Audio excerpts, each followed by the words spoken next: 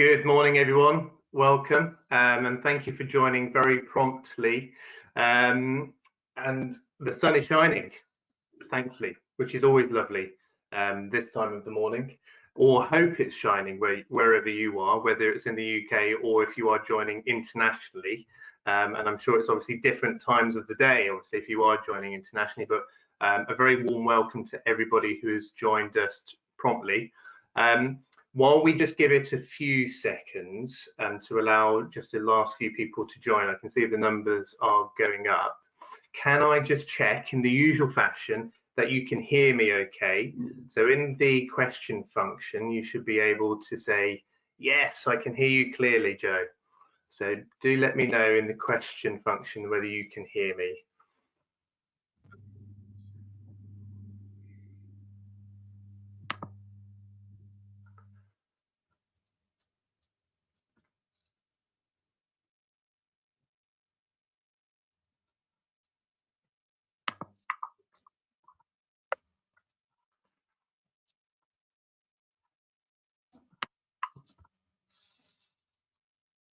Fantastic. I can see a few hands. Thank you, Susan. That's great. I was starting to get a little bit worried there. There was a little bit of a delay. Wonderful. Yes, can hear you. Wonderful. Thank you, Neil. Wonderful. Loud and clear. Thank you, Kay. Fantastic. Well, that's great. It's always reassuring to know that technology works. You probably hear me say that every time. So that's great. Good to know that you can hear me clearly. Right. Well, I think the numbers have started to level off now. So we will get started in earnest. So welcome again. Thank you for joining. Today is our quarterly customer update, which we're very pleased to bring you today. And so just a few housekeeping items before we get started. In the usual fashion, you are all on mute, but please do use the question function as you have been doing to add any questions, and please do add your questions throughout. We have roughly around 40 minutes of content for you, and so we have some fantastic speakers today. So do feel free to add your questions throughout, and obviously we will either try to answer those live if we can, or we will obviously answer those at the end in the dedicated question and answer section. And of course, if we don't get to answer all of the questions, we will try to follow up with you directly, or if needed, we will produce an FAQ document. But ideally, we will try to answer all the questions live, or we will try to get back to you directly, because we always think that's a better approach. And of course, as usual, we will send the slides and the recording after the webinar in the next couple of days. So feel free to just sit comfortably, listen to our fantastic speakers today, and obviously consider all the information that we're sharing with you. And I always think it's worth noting that we are aware that obviously not all of the information will be relevant to everybody, but we do hope that some of the information will be either of interest if it's not directly relevant, particularly in the current circumstances where you might be thinking about future curriculum. Obviously, as we come out of the pandemic, your business, college, training provider, or if you're an employer, you may be thinking about future strategy. And so therefore, we hope that the information will help just provide some fresh thinking.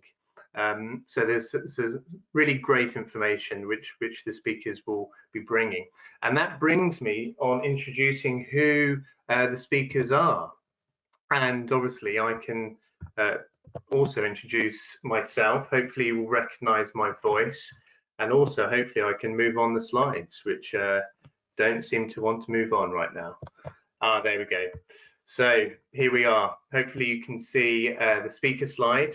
You have myself, Joseph Valentine, ILM Industry Manager here at ILM. I'm also joined by Jill Hanson, our ILM Technical Advisor. Karen Egan, who also usually joins us, isn't able to join us today, but she sends her best wishes to everybody. I'm also really pleased to be joined by Paloma. Now, Paloma is our Category Manager for the nations. And Paloma is going to be providing an update specifically for Wales, and we're going to place a spotlight on Wales. So thank you for Paloma for joining. And also, I'm really pleased to be joined by Belinda. Belinda is our Senior Marketing and Propositions Manager, and Belinda's been working very hard on our recognition service. So Belinda's going to be bringing us an update on that. And just to move on into the agenda itself, just so you know what to expect and what's coming up. So Belinda is going to take us through the ILM Recognised service. This is a brand new service that we're bringing to you. So Belinda is going to go through that step by step. I will then give an update on apprenticeships. And then I will hand over to Jill. Jill is going to give an update on our coaching and mentoring portfolio, and also the ILM Assessment Service as well. So 2 key updates there. We'll then hand over to Paloma. Paloma will then give an update on Wales, and then we're going to finish just on an area on customer feedback and also on ILM events. We're also going to give an update on our guide to fees as well. And as I mentioned, we've got a dedicated section for questions in the usual fashion. So that's everything from me. I am now going to hand over to Belinda. Belinda, are you there? I am. I hope you can hear me. We can. I can indeed. Yes, thank you. It's lovely to be here this morning. Thank you, Joe, for asking me to come along. So the first slide I've got, before we start talking about ILM Recognised, I want to just talk a little bit about endorsed and development, because, thank you, Joe, a lot of you may well have endorsed and development programs. If you have, then you should have received an email communication from us a couple of weeks ago. So if you didn't, then do get in touch, but you should have done. So what's happening with endorsed and development, given that we are launching the new ILM Recognised service? So from the 31st of August this year, if you are an endorsed and development customer, we will not be accepting any new programs. So that's where you paid the 300 charge to add an additional program to your E&D suite of programs. However, there will be no changes to those existing E&D programs that you have, and we currently don't have any plans to migrate the existing programs to ILM Recognised. So there's no need for any concern. There's no changes there for your existing E&D programs. However, when you come to a time where you do wish to add new programs, they will be moved on to the new service, which is ILM Recognised. So you may well have a period of time where you have dual running of E&D programs with the new programs that you bring into your business that will be recognised by ILM Recognised service. To join ILM Recognised, you don't need to be a centre, and we will be introducing a new annual contract, which will have an annual review. So what's really important about that annual contract, it means that the minimum spend threshold won't apply to those customers. Of course, if you're also delivering qualifications, you are then part of that minimum spend, but if you're only on ILM Recognised, then minimum spend will not apply to you. So once you do move on to ILM Recognised, we will then discuss either moving your E&D programs to ILM Recognised straight away, or we give you 12 months to move them over and change the branding on any materials. But after 12 months, we will move everything onto ILM Recognised, which ensures that all of that non-regulated ILM program follow the same review process. So if we could go to the next slide, Joe. I will just talk through ILM Recognised. So this is our new service, and then we move to the next one. Thank you, Joe. So why have we introduced ILM Recognised? We knew we wanted to refresh our E&D proposition, and we know that we want a service. We've listened to customers. We did some testing last year, so thanks to those of you who got involved in that. We need to celebrate the great leadership management, coaching and mentoring programs that are delivered by yourselves, training providers and employers around the world. And why might you need recognition? Well, it enables your program to stand out from the crowd. It aligns your program to global standards with globally recognized awarding organisation of ILM. And it gives your learners the right tools to succeed. And we'll talk a little bit in a moment about the certificates, the digital credentials, and having that ILM brand on the programme to help that learner stand out. It also validates your own investment in talent and future-proofs talent and skills. So if we move to the next slide. So when might you choose ILM Recognised, and who is ILM Recognised for? So ILM Recognised is for training that aligns with the ILM footprint, and that's a really, really crucial point. The ILM footprint is leadership, management, coaching, mentoring, and enterprise. So it is where a programme has learning outcomes that are absolutely aligned to the ILM footprint. So the learning goal or the aim of the programme is to develop behaviours, skills and knowledge in leadership, management, coaching, mentoring and enterprise. It is a service that's right for you when you have the experience and the expertise in delivering that high quality training, and you want to use the ILM brand to increase the credibility and validate that your training meets ILM's high quality standards. So really it's right for you when you have everything ready. This is not a consultative process, this is an application process. You know, what are the key features, and really, you know, let's focus on what's different for those of you who are familiar with the E&D brand, or the E&D service rather. So with ILM Recognised, programs can be assessed or non-assessed, and it's one price point regardless. So what we're looking at is your program aims and objectives. We're looking at the management and the methodology behind it. What we're not doing is sampling those assessments at the end. It is a quick registration and a self-serve application process. So it's a form that you will complete, and once that will then be reviewed by our ILM Recognised consultant. That's an external consultant that is specialised and will review that for you.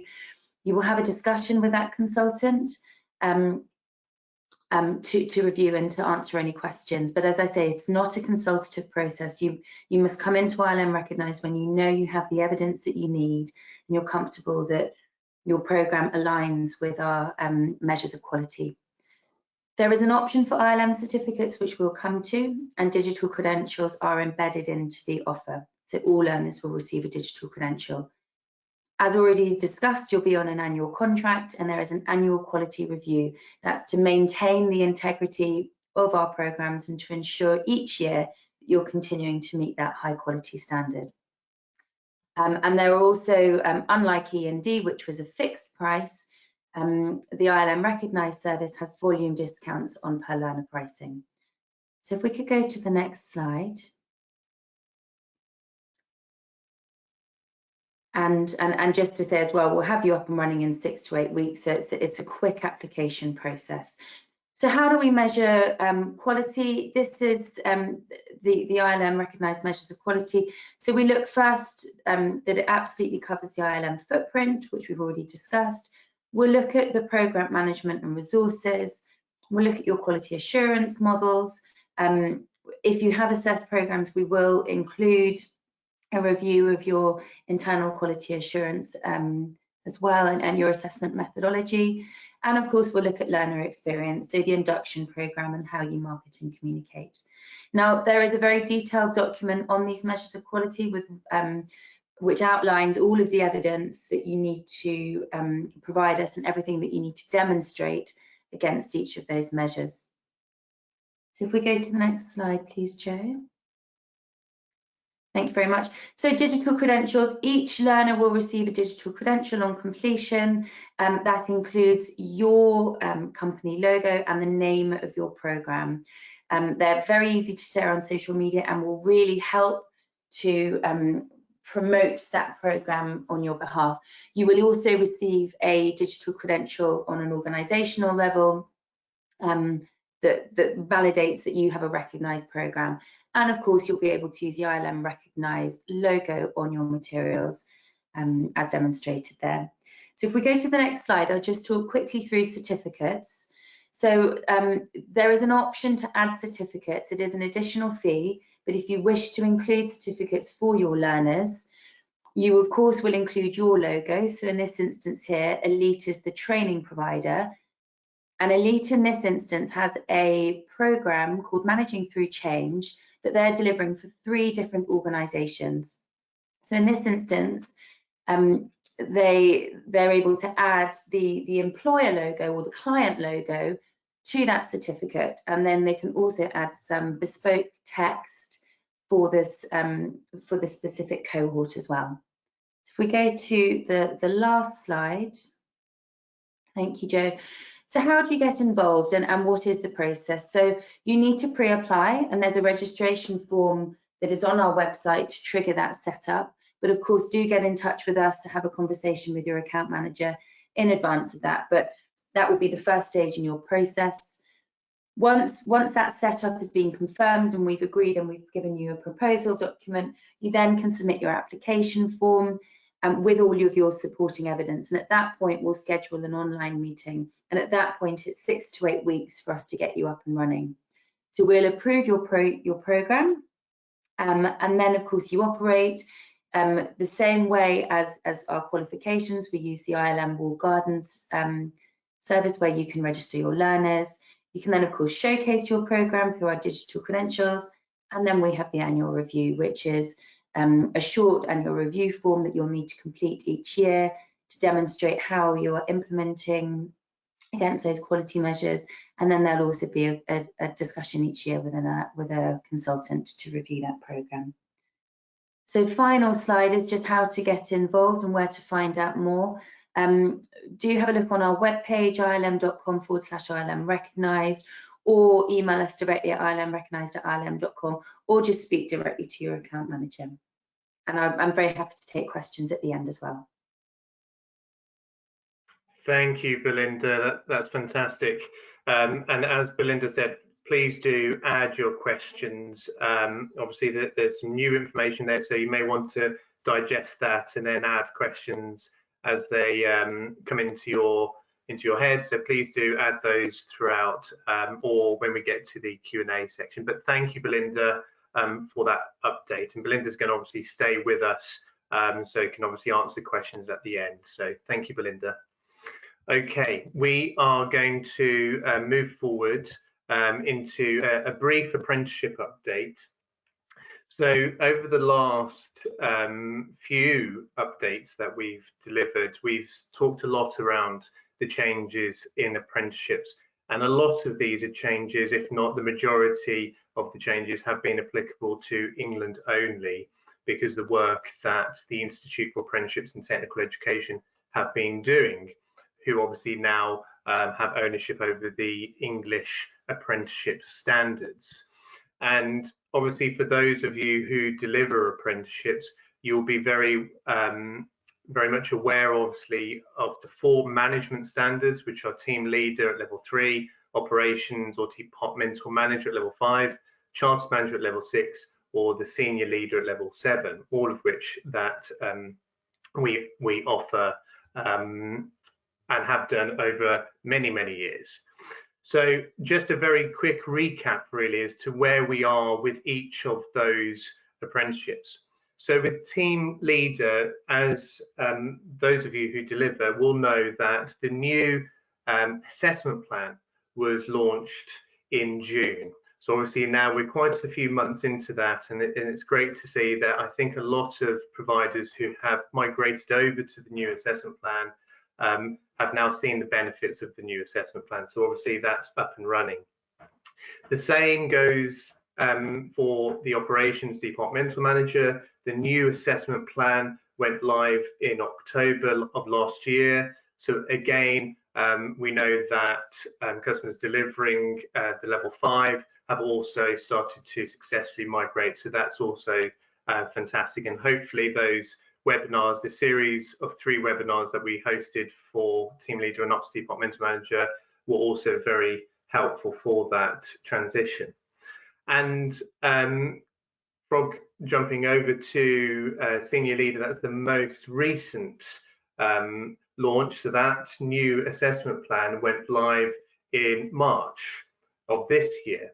But of course, also there was a new standard as well for the senior leader, so that was slightly unique, and obviously a new title for the level 7 which is senior leader, whereas the old title was the senior leader master's degree. So that's obviously changed, and also the funding band also changed for senior leaders. So quite a lot of change there, and obviously that is brand new. That's a new change, only a month ago. So obviously we are still supporting customers, and we also have our final webinar next month to support customers who are transitioning over to the new level 7 standard and assessment plan. So there's obviously ongoing support for those customers. And also the level 6, the review is now underway. So IFATE have obviously kick-started that review after it had paused. So the Trailblazer Group has been reconvened, of which ILM is part of, and so that is progressing, although slightly slower pace to start with, because IFATE are working on new policies. So it's a slightly slower start, but obviously that is now up and running. So there's obviously a lot of change across the 4 management apprenticeship standards in England. And we also know that obviously there are changes afoot for Wales and potentially also for Scotland. So obviously we'll watch that space very closely.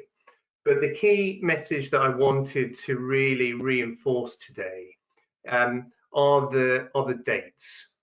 Now, of course, when the new assessment plan goes live, that means that any new apprentice that starts an apprenticeship must then be working towards the new assessment plan. And for anyone who is already on an apprenticeship before the new assessment plan went live, then of course they can continue with the previous assessment plan. But anyone who starts their apprenticeship after the date that the new apprenticeship has gone live, they must be working towards the new assessment plan. And obviously we know that that might be a little bit tricky, and there's some obviously key dates that are really important to be aware of.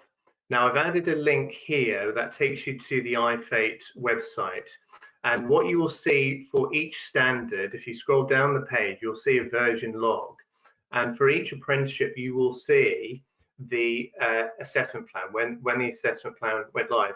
And it gives you the date, so the earliest start date that apprentices should be then working towards that assessment plan, or if it's the senior leader, when they should be registered onto the new standard and assessment plan. So I think it's really important that anyone who is delivering the English apprenticeship standards are very much familiar, and obviously ensure that your admin teams, your exam departments are also very familiar with these dates. So the example there you can see is for team leader. So as of the 25th of the 6th, 2020, any apprentice that started and placed onto their ILR from that date should then be working towards the new assessment plan. So all of their preparation should be working towards the new assessment plan. And so what I've done on this slide, and of course you will get these slides, is I've added the relevant dates for each of the standards. So for Operations Departmental Manager, it's the 21st of October 2020, and for Senior Leader, it's the 29th of March 2021. So if you are registering your apprentices with us as the EPAO, then what I've given you there on the right-hand side are the codes for the new assessment plan. So you will know that there's a slight difference.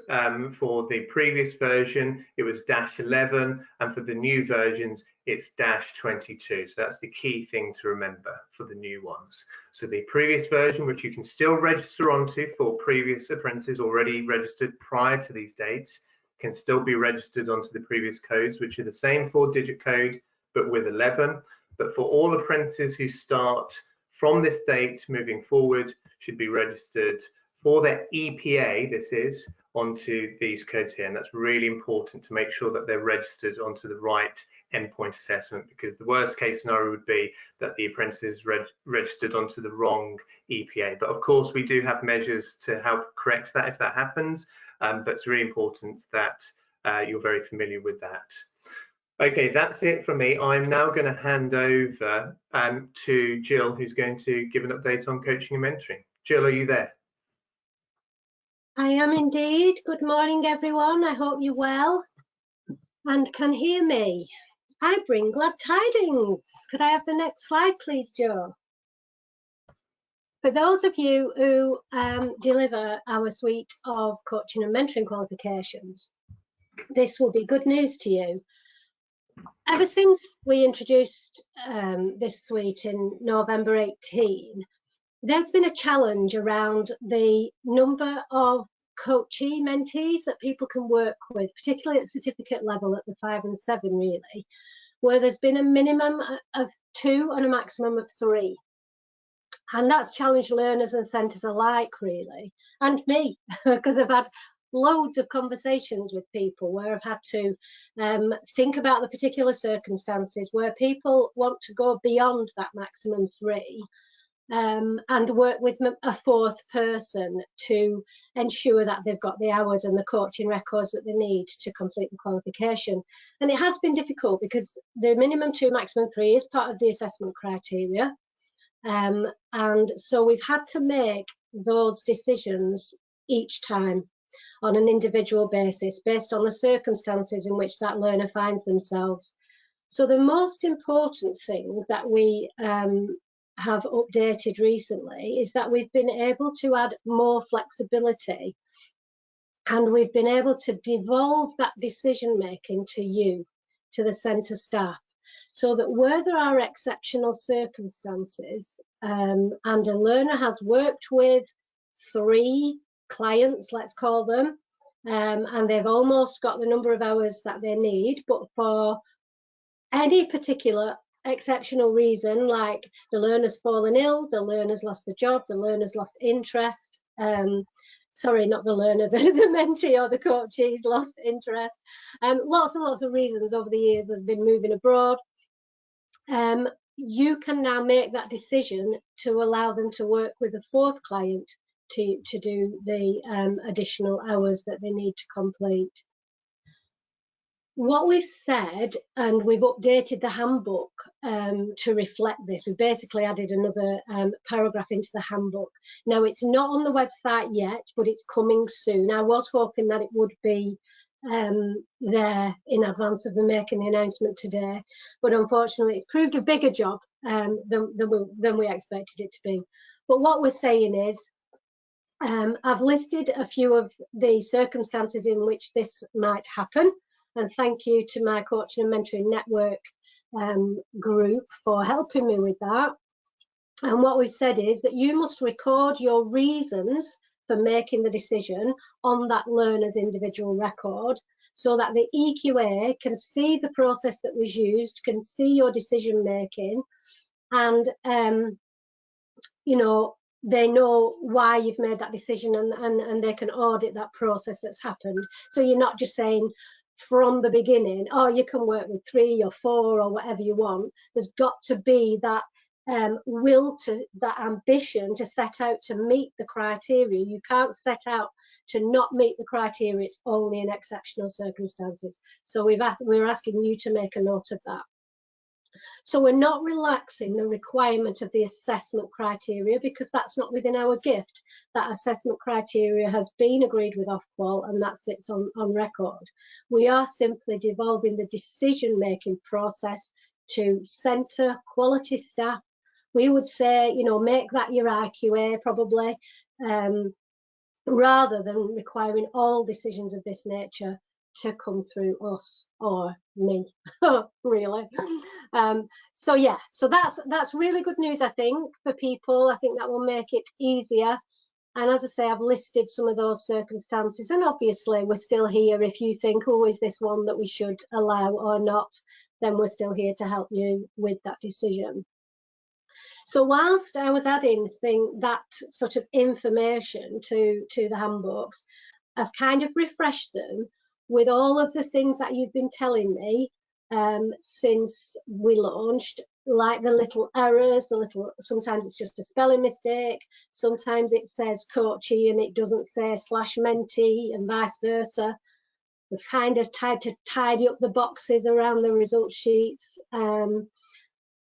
There's some really specific errors in there where, you know, the descriptor for the pass was actually the fail descriptor. So we've tidied all of those things up that we've been laughing at and talking about ever since it happens.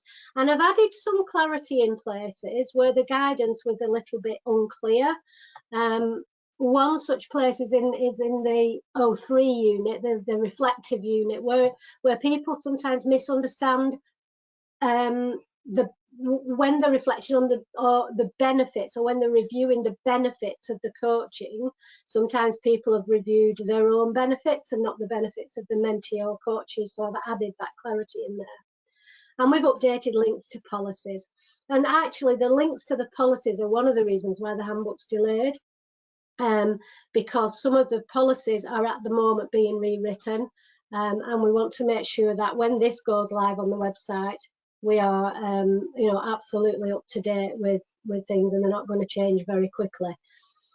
So yeah, so they'll be on the website as soon as they can. We'll do a quick focus alert to people who do deliver coaching and mentoring when they go live. But in the meantime, please do take advantage of that update around the minimum 2, maximum 3.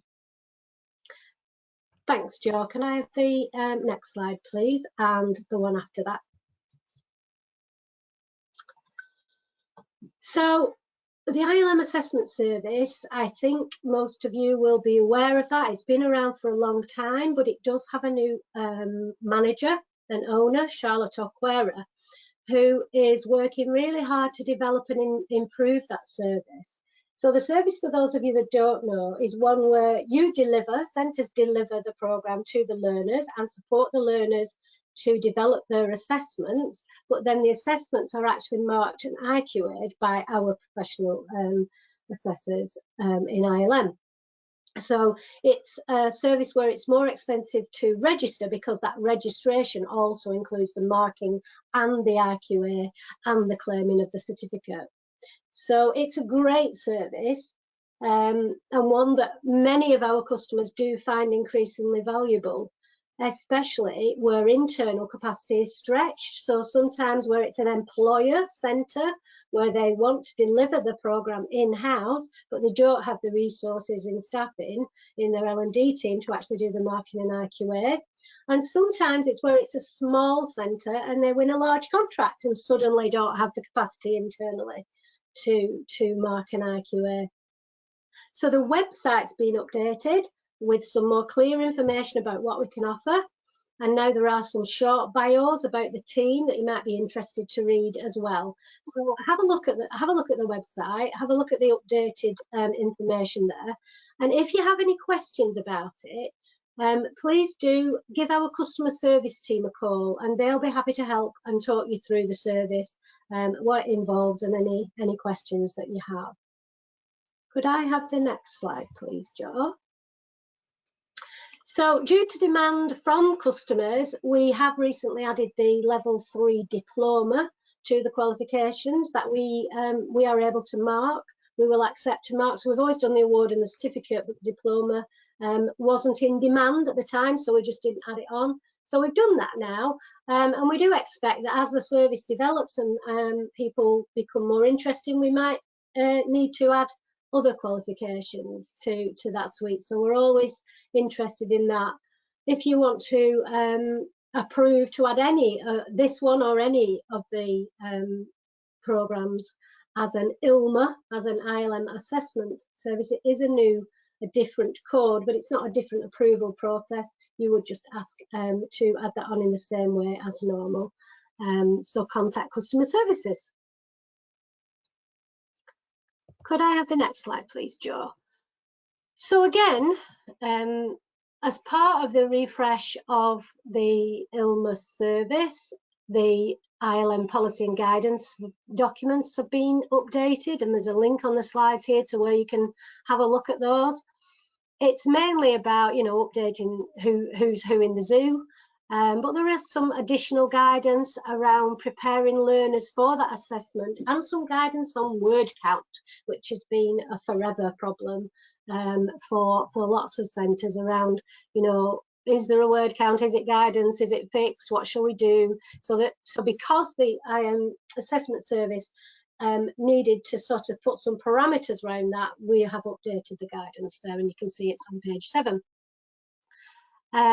There is also information there about the new welcome process. There's a new onboarding when centres become a ILM Assessment Service centre rather than marking themselves. Obviously, we want to onboard, we want to show you what the portal looks like and how you submit, etc., etc. So there's lots of information in that for those updated documents.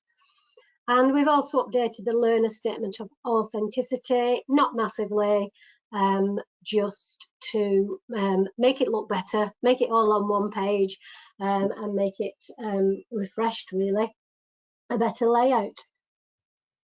But more detailed improvements have been made to the next slide, please, Joe. Ta-da! The verb document. Now, that verb document is everybody's favourite. It's been around for years and it's really well loved.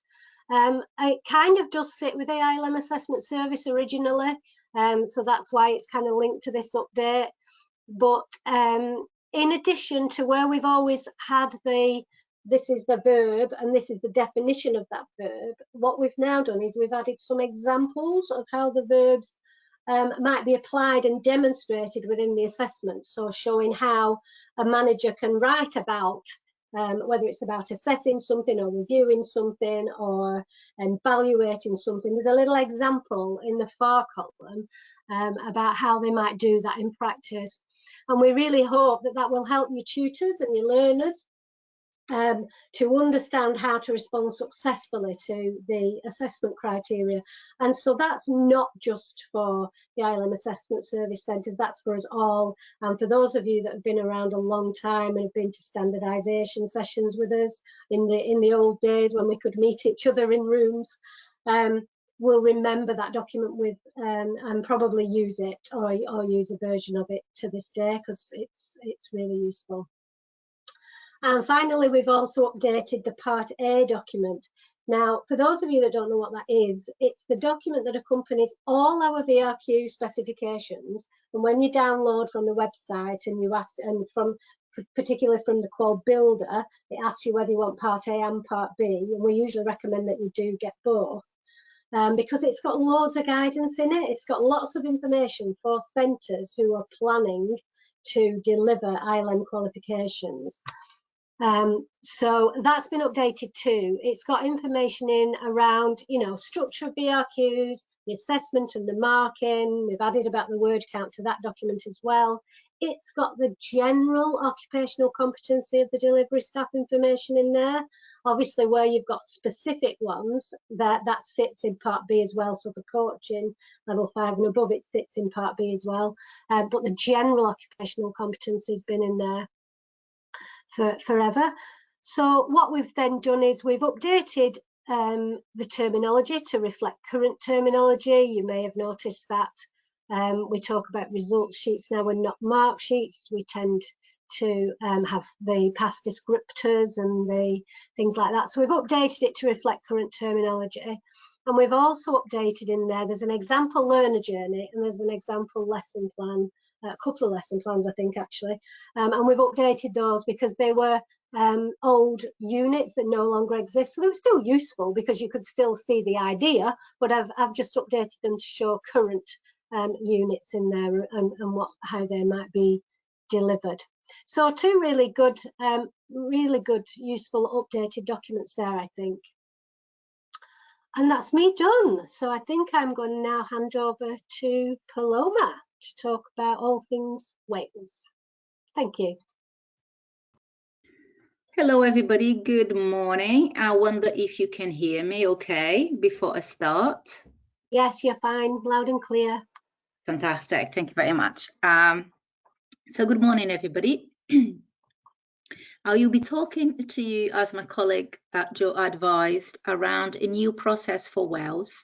Now, this process is relevant to all centres across the UK who either already deliver publicly funded qualifications in Wales or who intend to deliver public funded qualifications in Wales in the future. Joe, could you move the process forward, please, the slide forward, please? Okay, so some of you may have experienced the process that we currently have in place to add new qualifications to the QIW database. So the way the QIW database works is a database of funded qualifications in Wales. So if you do wish to deliver a particular ILM qualification that's not already in QIW, you need to sort of request for that to be added. In order for us to do that, we need to have sufficient evidence, and the evidence comprises of a letter of demand from a centre saying that there is demand for them to deliver this particular qualification in Wales, but also we require a letter of demand from employers in Wales or from a professional body who supports these qualifications in Wales, attesting to the fact that the specific qualification that's been requested is suitable for delivery in Wales. So Qualification Wales is very hot on this, and they will only allow qualifications to go on the public funded database if they are confident that there is demand and it's suitable.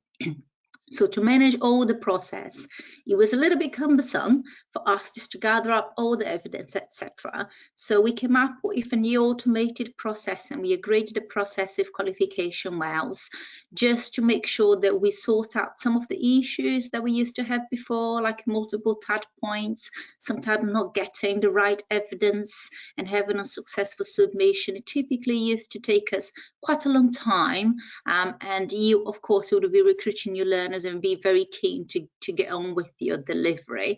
So the new process that we came up with is fully automated, so you can engage with it anywhere, anytime. You do not need to speak to us from the get-go. It's a one-off submission on your side. If you give us all the information that we require on the online form that I'll talk you through in a minute, that's all you need to do. It is responsive. Every time you engage with us from the get-go, when you submit your request, there will be ongoing communications confirming that your request has been received, confirming that your request has been accepted and you'll be submitted. And in the case that it cannot be accepted, we will give you a specific response and engage with you thereafter to see whether there is any other solution that we can provide. It's time bound, so you know exactly how long it will take, so you can do your planning around it, and it's compliant as well in terms of GDPR. And the Qualification Wales teams are very happy with it. So, as I said, this process can be used by any centre wishing to deliver public qualifications in Wales. You do not have to be based in Wales to engage with this process. Joe, can you move to the next slide, please? So this is how the process actually works. Some of you, I hope you'll be familiar with the ILM website. There is a page that's specific to Wales, and when Joe circulates this deck, you can just follow through the hyperlink there where the page is. In that page, you'll find this widget adding our qualifications to QIW. So in there, once you click on Submit My Request Now, a form very similar to what you can see on the right-hand side will come up. And then that is the information that we need you to provide. And in essence, this information that you provide is your letter of demand. So we will extract this information, work up a magic in the background to put that into a letter format, and that is going to be accepted by Qualification Wales as your letter of demand. Now, for us to process this request as quickly as we would like, we do need the information there to be accurate and complete, including the volume of learners you believe you'll be able to deliver for these qualifications. There's an element of demand that it's critical for Qualification Wales to think, yeah, you know, we are quite happy to add this to this database. So once you fill out the form for the required details and click Submit, you receive an automated response outlining what the next steps are. Next slide, please, Joe. Thank you. So you will receive the automated response, and then next you receive a confirmation within 10 working days of your request, informing that your request has been accepted by Sitting Guilds ILM. If your request is rejected, we'll tell you why. Sometimes the request is rejected because the qualification is about to close. Sorry, because the qualification is about to close. And then in that case, the industry manager, in the case of Joe, or perhaps one of the technical advisors, might be able to suggest alternative provision. If your request is accepted, then we will confirm next steps. So there will be one further communication after that stage, and it is to let you know that your qualification has actually been submitted and accepted by QAW. Now, based on our extensive experience of doing this both for ILM and Sitting Girls qualifications, it takes us between 25 and 30 working days to work through your request. And the reason why it takes us this time, it's because once you receive your request, we need to do a due diligence internally around, is the qualification available? Can we obtain this letter of support? And that will require a degree of engagement from Joe as the industry manager with employers based in Wales or professional bodies. And of course, we do need them. We do need to give them some time to get back to us with the letter of support that we require. Sometimes that happens very quickly, and then we have all the evidence that we need to actually process the submission. But sometimes it just doesn't, because as you know, as you probably know, employers will be quite busy getting on with running the business, and it does take some time for us to receive the evidence that we need from them. So 30 working days is sort of the top range of the process. If something goes wrong and it's taking a little bit longer, we're going to keep you informed. And sometimes it happens that actually, if you really struggle to obtain this letter of support ourselves, we do ask our centres who will be working with employers on the ground for that support. So it's just something for you to be aware of. You will receive the confirmation if your requests have not been submitted or have been submitted but not accepted by QAW. And that typically is if there is not sufficient lack of evidence. So we're going to keep informed all the way. And what I would always suggest to centres is that as opportunities come up, and especially sometimes it's a short-lived funding opportunity, just get in touch with us straight away. Even as you're going through your CAP, etc., just to make sure that we work through this process to a timeline that actually will suit your delivery. Next slide, please, Joe. Oh, that's it. So that's me done. If you do have any further questions about this process, even as you sort of start engaging with it, I'll be quite happy to answer, and I will stay until the end in case questions come up and I can answer them. Thank you very much for having me. Thank you, Paloma. That's fantastic.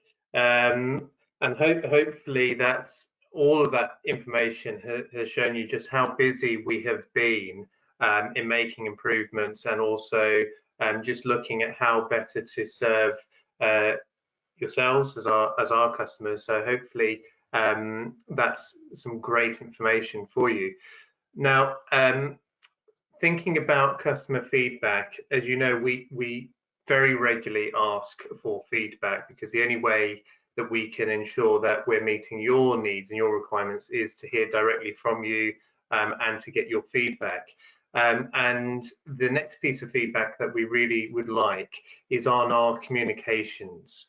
Now, obviously, over the past year has been a very challenging time for everybody. And certainly for us, and I know for yourselves, we have all been very reliant on remote communications, such as webinars like this. But obviously, as we come out of the lockdown and we are able to start to move towards other methods of communicating and connecting, etc., we really want to kind of hear from you as to kind of what works well for you. So what you see there on the last 4 bullet points are the key areas that we would like to get feedback on. Now, after this webinar, you should have a survey that will pop up, and also you should get a link to that survey in a follow-up email as well. And so we ask those same 4 questions that you can see there. So really what we want to know is what type of communications have worked well. You know, such as these webinar updates. Do these work well for you? Are they valuable? Do they give you the right information, especially throughout the pandemic and as we come out of lockdown?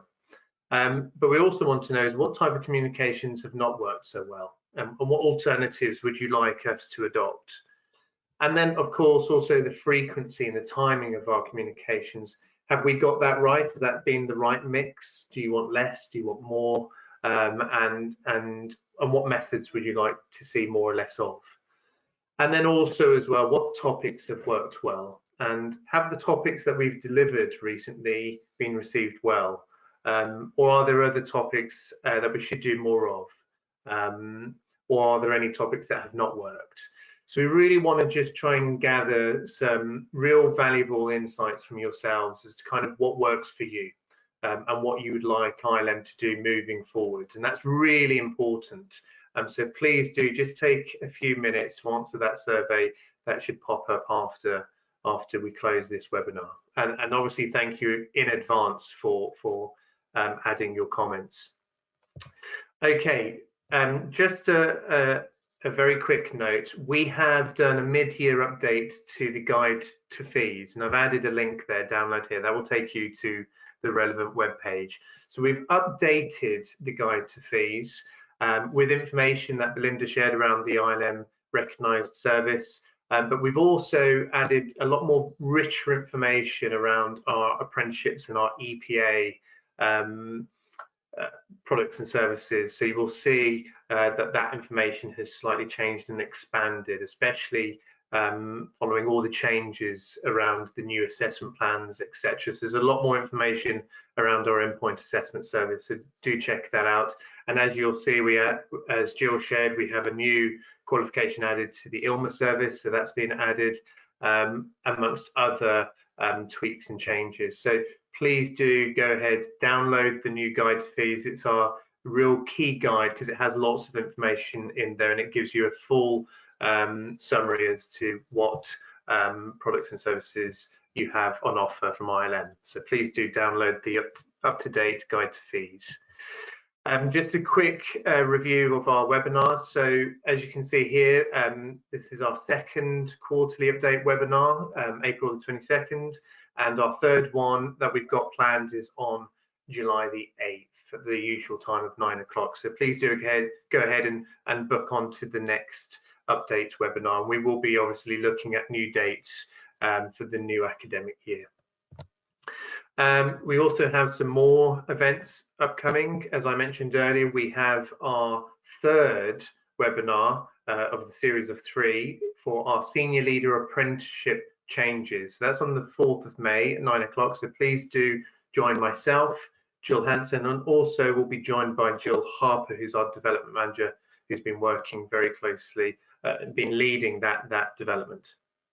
And we also have 2 other T-level provider updates. So if you're involved in the T-level world, please obviously do register onto those 2 T-level provider updates in May and July. So again, I've added a link that will take you to that events page. And finally, if you've missed any of our most recent webinars, we had a fantastic funding and policy webinar on the 26th of January that was delivered by Bryony and also Julie Rowlett.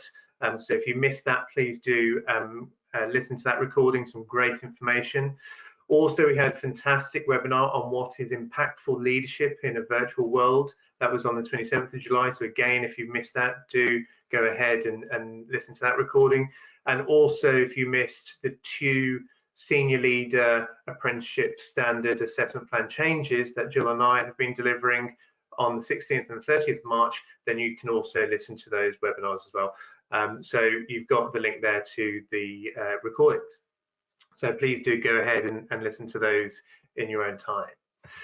Okay, that brings us to our Q&A. So I'm going to ask all of the speakers to come back on to come off mute, I should say. We've run over a little bit, but obviously we had a lot of information there, and obviously it's worthwhile taking just a little bit more time to just go through that information. And hopefully what you will see throughout today is that we've been working immensely hard on a number of areas to bring to you. So I hope that information has been received really well. So I'm just going to reach out to Jill, Belinda, Paloma. Have you seen any questions that you want to pick up on straight away in the short 5 minutes that we've got? We've answered quite a few of the questions in the box, so let's not sure that everybody can see the questions, can they? So what we've been asked, one question that I was just getting round to answering from Alison, thanks Alison, was about the changes to the minimum maximum. Is this for all levels of coaching programs? So I'm reviewing all levels. Obviously at 5 and 7, where there's a minimum 2, maximum 3 at certificate level, then that's quite straightforward. At the lower levels, in the award, you know, there's only 6 hours at level 3, which we would hope could be with one person.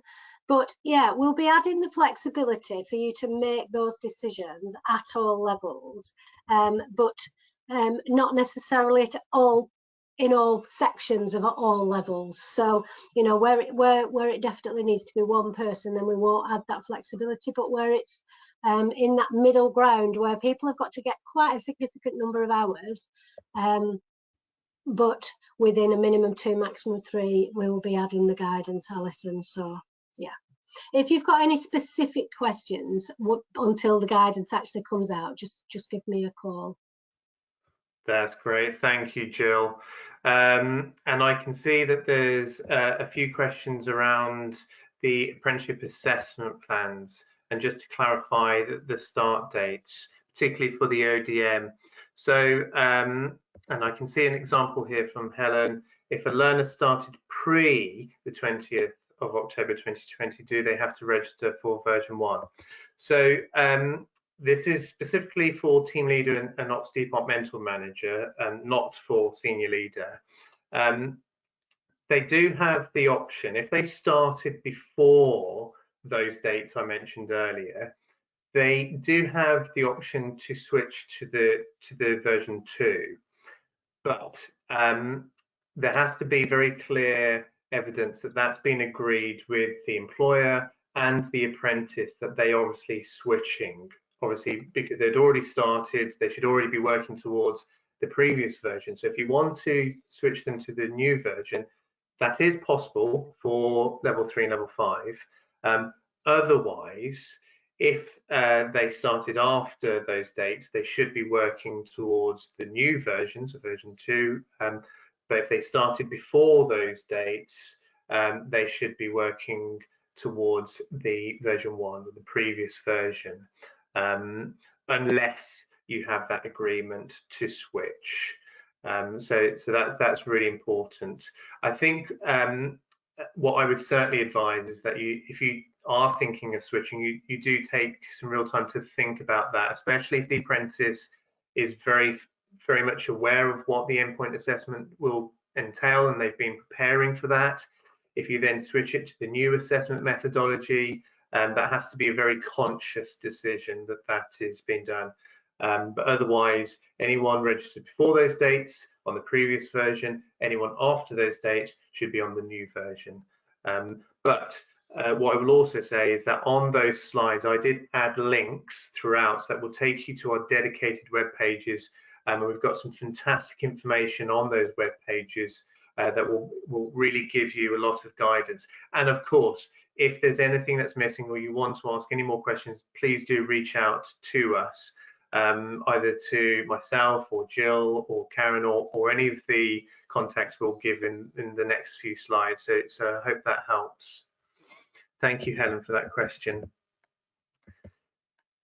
Just going, so I'm conscious of time, so I think Jill, thank you so much for mentioning that we have answered questions live. So hopefully everyone can see that, and I can just scrolling through the questions now, and I can see that a lot of questions have already been answered directly. So thank you to all the speakers who've been answering questions as we've been running the session. So thank you for that, and I hope everyone's found that helpful to get answers live from the speakers themselves. And I can see lots of questions saying that they found today really helpful, which we're really happy with. And I can see there Helen's saying thank you. Oh, one question, do you need evidence that they are happy to switch? Yes, is the answer. So we need to obviously have clear evidence that obviously that has been agreed, and then obviously you will then contact us.